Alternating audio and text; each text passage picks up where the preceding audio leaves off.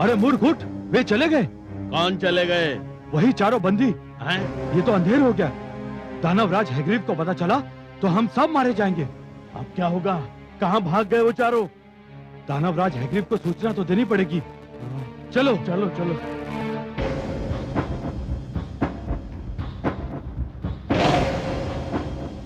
दुष्टों, मैं तुम्हारी जिह्वा खींच लूंगा। कहाँ गए वो चारों? पता नहीं दानवराज, एक क्षण को हमारी पलक झपक गई थी, बस उसी में वो कहीं भाग गए। एक क्षण?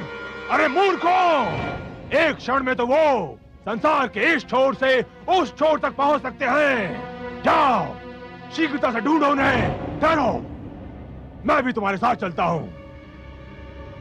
यदि वे इस क्षेत्र से बाहर निकल गए तो फिर हमारे हाथ नहीं आएंगे, और यदि वे हमारे हाथ नहीं आए तो मैं तुम सबको यमलोक पहुंचा दूंगा।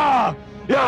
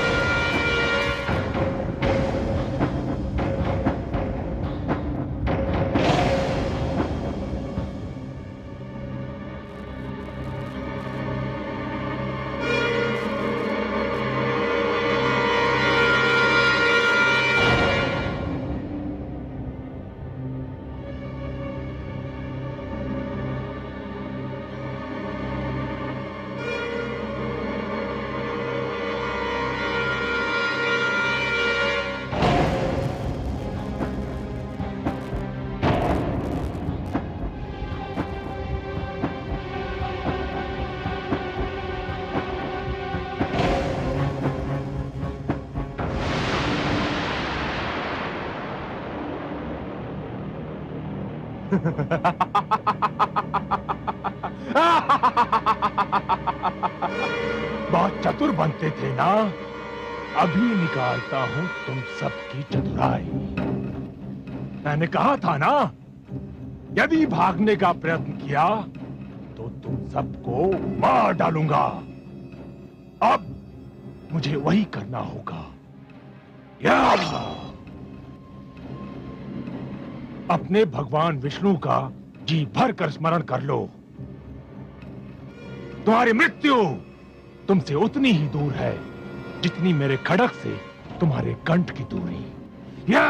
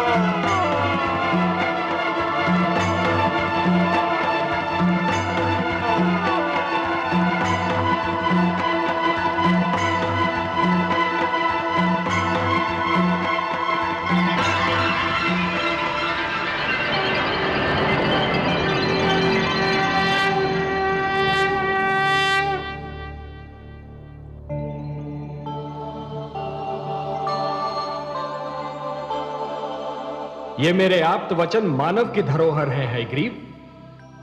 ये इस अपवित्र स्थान में नहीं रह सकते और तू इनको नष्ट भी नहीं कर सकता। इनकी रक्षा करना मेरा उत्तरदायित्व है। संभवतः तुम्हें मानव तक पहुंचाने का समय अभी नहीं आया है, और जब तक वो समय नहीं आता तब तक अंधेरे में भटकते हुए मानव जीवन के लिए उजाले का संदेश बने हुए तुम मेरे ही पास रहोगे।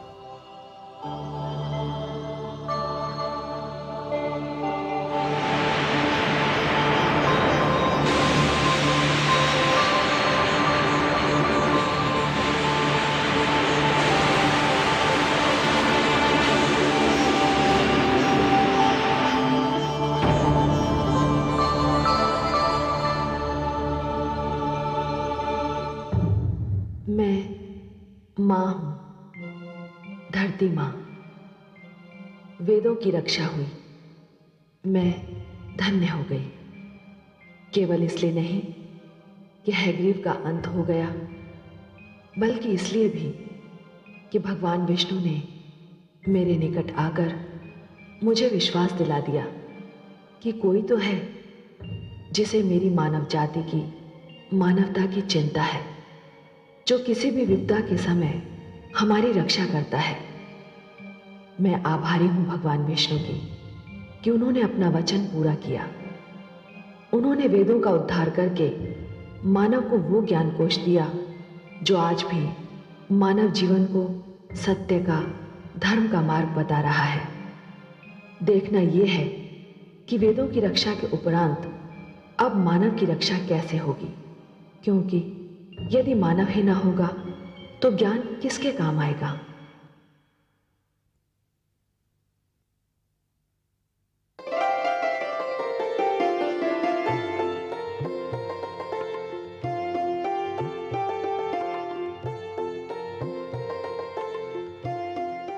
स्वामी, नौका के तल में वो सभी आवश्यक वस्तुएं मैंने रख दी हैं। पौधों के बीज, पशु पक्षियों के जोड़े, जो कुछ भी यहाँ था वो सभी मैंने रख लिया है। और हाँ, कोयल की एक जोड़ी भी मैंने रख ली है। उसकी कूक मेरे मन को बहुत ही भाती है। और काग की जोड़ी, वो नहीं रखी तुमने? परंतु काग, उसकी बोली तो बहुत ही कर्कश होती है, मुझे तनिक भी नहीं सुहाती। प्रिय, प्रकृति ने हमें जो कुछ भी दिया है वो अकारण नहीं, उसकी कोई ना कोई उपयोगिता अवश्य है। कुछ वस्तुओं की उपयोगिता का ज्ञान हमें हो चुका है और कुछ वस्तुओं की उपयोगिता हमारे लिए अभी तक रहस्य बनी हुई है। हां, परंतु उनकी उपयोगिता अवश्य है। मानव मस्तिष्क का जैसे जैसे विकास होता जाएगा, ये रहस्य खुलते जाएंगे। परंतु काग की क्या उपयोगिता है स्वामी? क्यों? जब मैं कई कई दिन तपस्या करके घर लौटा तो तुम्ही ने कहा था कि तुम पहले से ही जान गई थी कि मैं आने वाला हूं। मेरे ये पूछने पर कि तुमने ये कैसे जाना, तुम ही कहती थी कि मुंडेर पर कागा बोला और तुम समझ गई कि मैं आ रहा हूं। तो काग की उपयोगिता तुम स्वयं मान चुकी हो। तब तो मुझे नौका में विषैले सर्प भी रखने होंगे स्वामी। अवश्य रखने होंगे देवी। कई ऐसे रोग हैं जिनकी औषधि विष है। क्या सर्प का विष कई रोगों की औषधि नहीं है? विषस्य विषौषधम, सुना नहीं? विष ही विष की औषधि है। हमारा कर्तव्य है कि इस जल प्लावन से जितना भी जीवन संभव हो बचा लें। वो सुंदर है या कुरूप, ये देखना हमारा कार्य नहीं। सुंदरता और कुरूपता तो हमारी दृष्टि का भेद है।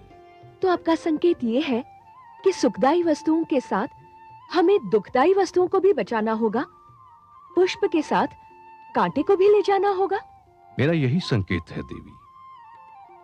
कांटा चुभता है, दुख देता है, परंतु वही तो पुष्प की रक्षा भी करता है। रचनाकार की रचना के महत्व को समझने के लिए दृष्टि में उदारता होनी चाहिए। स्वार्थी दृष्टि मन और मस्तिष्क को छोटा बना देती है। पूर्णता के लिए आवश्यक है कि सृष्टि बहुरंगी हो, अनेकता में एकता ही तो जीवन का सौंदर्य है देवी। आप ज्ञानी हैं स्वामी। आपने मेरी आंखें खोल दी। मैं अभी अपनी भूल सुधार कर आती हूं। ठहरो देवी, भूल का नाम लेकर तुमने मुझे भी मेरी एक भूल का स्मरण करा दिया। क्या आप भी नौका में कुछ रखना भूल गए हैं स्वामी? हाँ, मैं जीवन की सबसे बड़ी आवश्यकता को साथ लेना भूल गया हूं। किंतु क्या? मैं नौका में शिक्षा रखना भूल गया हूं। शिक्षा? हाँ देवी, हम अपने साथ शिक्षा ना ले गए तो नए जीवन, नई पीढ़ी को हम क्या भेंट देंगे? किंतु स्वामी, शिक्षा नौका में कैसे रखी जा सकती है? शिक्षा शिक्षक से मिलती है, और सृष्टि में सप्त ऋषियों से बड़े शिक्षक और कौन हैं? हमें इस जल प्लावन से जो कुछ बचाना है,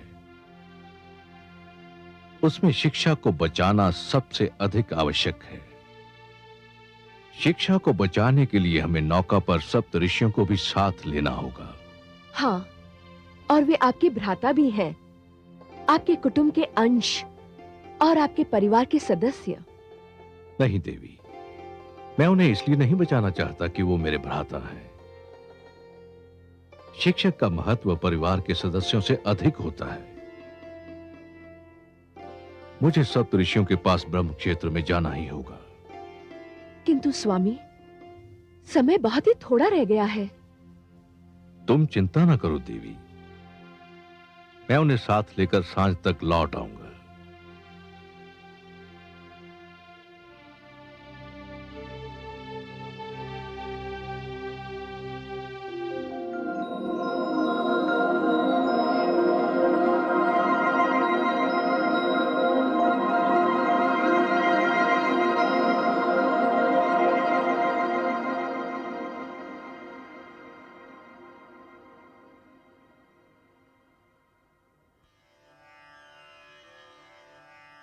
प्रणाम।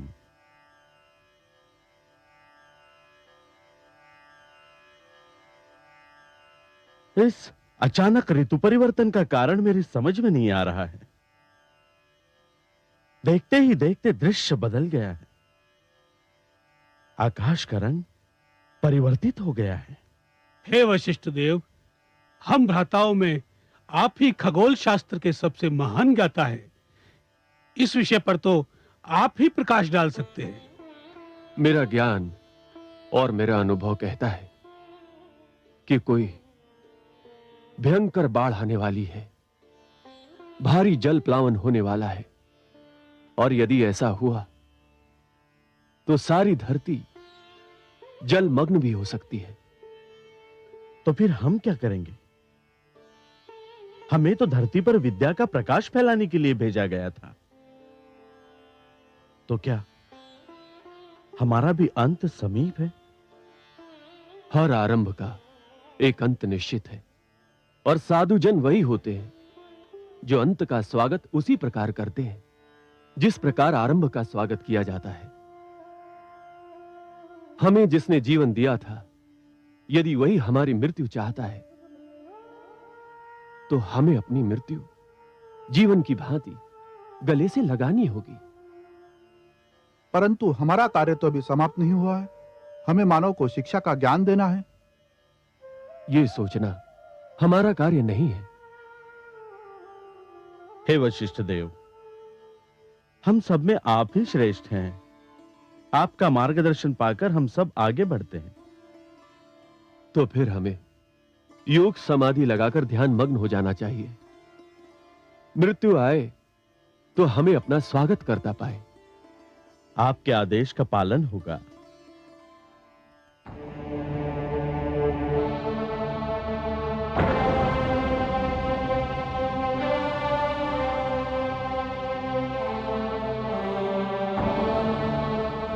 हे महान गण, अपना ध्यान तोड़िए, मुझे आपकी आवश्यकता है।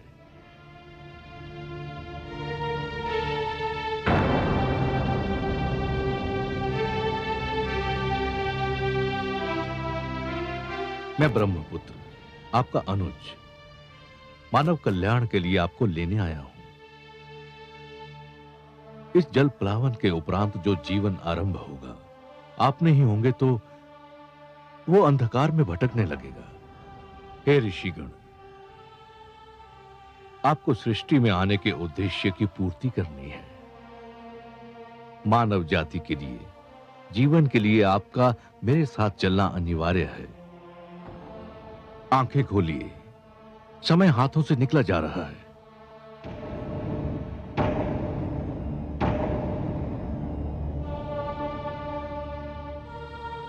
अनुज मनु, तुम? हां भ्रातृश्री, शीघ्र उठिए। भयंकर जल प्लावन होने वाला है। मैं आपको लेने आया हूं।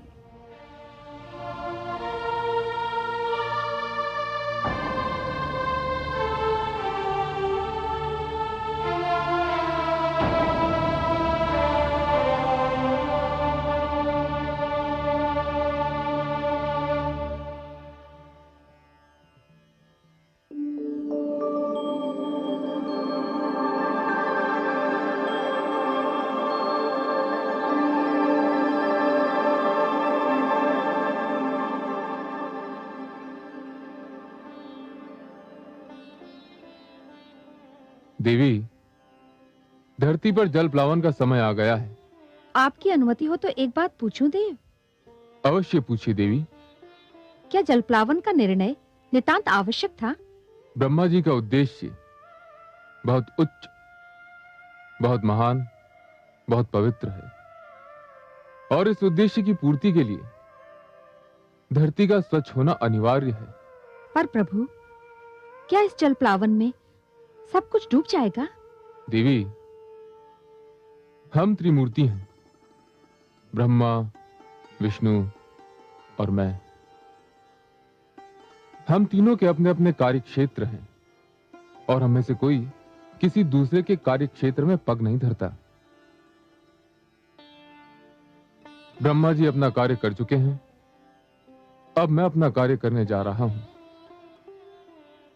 इस जल प्लावन में क्या डूबेगा और क्या बचेगा, इसका ज्ञान तो केवल श्रीहरि विष्णु को है, क्योंकि ये उनका कार्य क्षेत्र है। पर प्रभु, इसके उपरांत होगा क्या? उसके उपरांत सब कुछ शांत हो जाएगा। परंतु देवी, ये सब प्रश्न आप क्यों पूछ रही हैं? आपके सहयोग से ही तो मैं यह कार्य करूंगा। मैं कुछ समझी नहीं देव। आप मेरी प्रेरणा हैं। आपसे शक्ति पाकर ही मैं हर कार्य करता हूं। मैं आपको कैसे शक्ति दूंगी प्रभु? मेरे भीतर समाकर। तनिक इस कैलाश को भी तो अर्धनारीश्वर का रूप देख लेने दीजिए। जो आज्ञा प्रभु।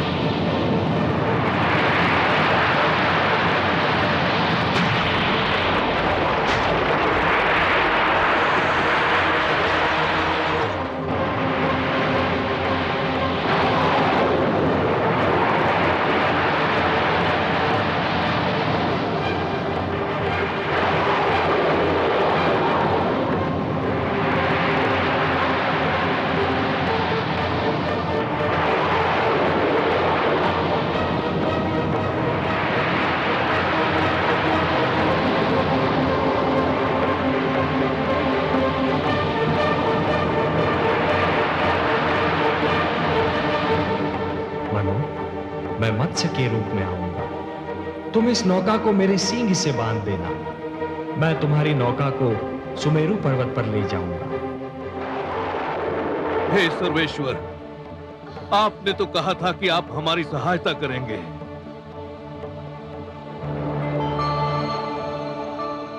शान्ताकारं भुजगशयनं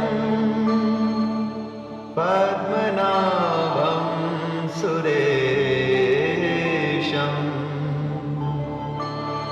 विश्वाधारं गगनसदृशं मेघवर्णं शुभांगं लक्ष्मीकान्तं कमलनयनं योगिभिर्ध्यानगम्यं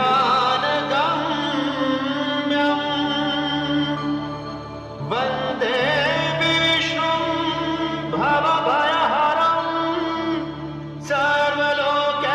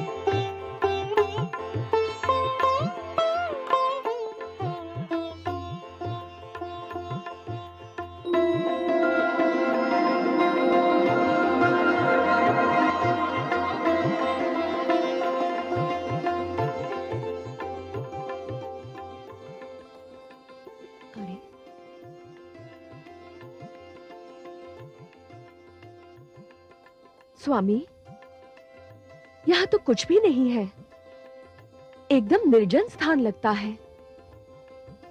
ऐसा मत कहो देवी, यहाँ हम हैं और यहाँ वो है जो कण कण में रमते हैं।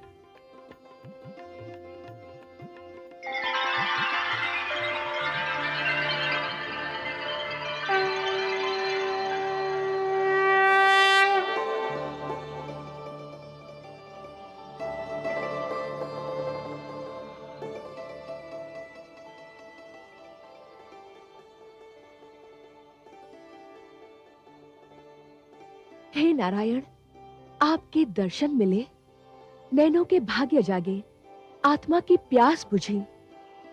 इस क्षण के आगे जीवन का हर एक क्षण तुच्छ है।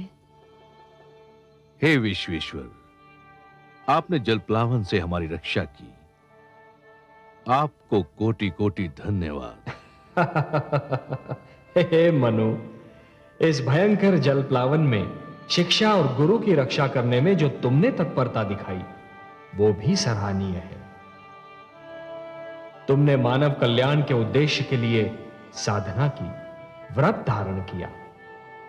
और हे शत्रुपा, इन सब शुभ कार्यों में अपने पति का साथ देकर तुमने अपने पत्नी धर्म का पालन किया है। मैं तुम दोनों से अति प्रसन्न हूं और समस्त मानव जाति में केवल तुम दोनों को चुनने का एक विशेष कारण भी है। हे जगदीश, आप तो कारणों के कारण हैं। जो भी कारण होगा उसे केवल आप ही जानते हैं। मैं जानता हूं मनु कि मानव कल्याण के मेरे परम उद्देश्य की पूर्ति के लिए आप दोनों माध्यम हो। यह मेरा परम उद्देश्य आपके माध्यम से ही संपन्न होना है।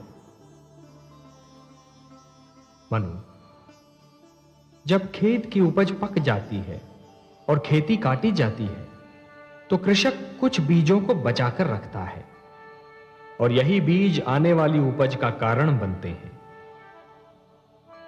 मैंने भी यही किया है। तुम दोनों की रक्षा करके मैंने जीवन की रक्षा की है।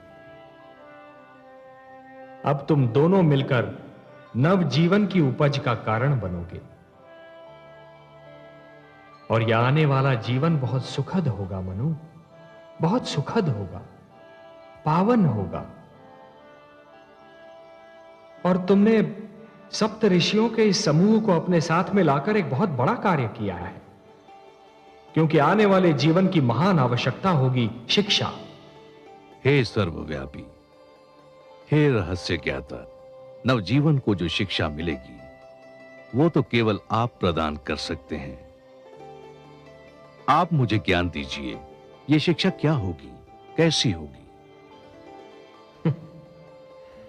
हे वैवास्वत, मानव बड़ा विचित्र प्राणी है और उसका इतिहास भी उतना ही विचित्र है।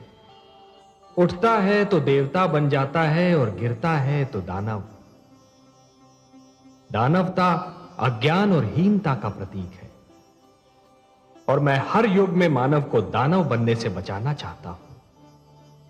अर्थात मानव देवताओं की भांति अमर तो नहीं हो सकता, पर देवताओं की भांति संपूर्ण तो अवश्य हो सकता है।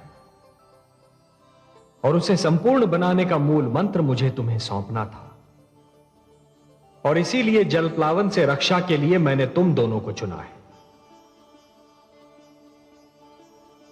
हे जगदीश्वर, आपको कोटि कोटि धन्यवाद। हे लक्ष्मीपति, आपकी जय हो। मैं तुम दोनों को यह उपहार सौंपता हूं जो समस्त मानव जाति की धरोहर है।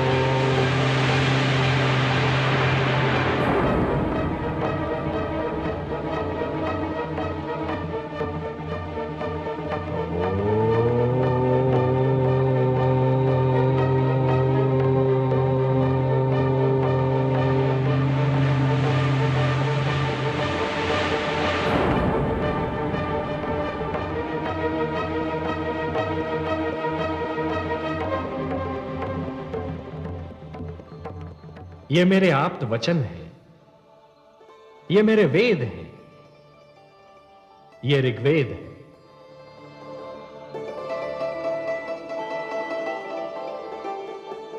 ये यजुर्वेद,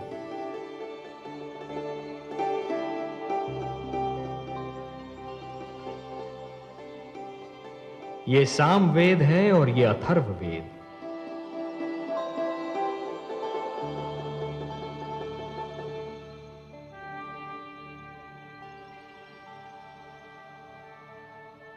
ये मेरे सबसे बड़े वरदान हैं। मानवता को ये मेरा उपहार है। ये मेरे आप्त वचन तुम्हें और तुम्हारे उपरांत आने वाली हर पीढ़ी को जीवन के नियमों का ज्ञान देंगे। कृपा हुई भगवान की, लिया मत्स्य अवतार, वेदों की रक्षा हुई, किया बड़ा उपकार। अंत हुआ हयग्रीव का, हुआ पाप का नाश, फैल गया संसार में चारों ओर प्रकाश।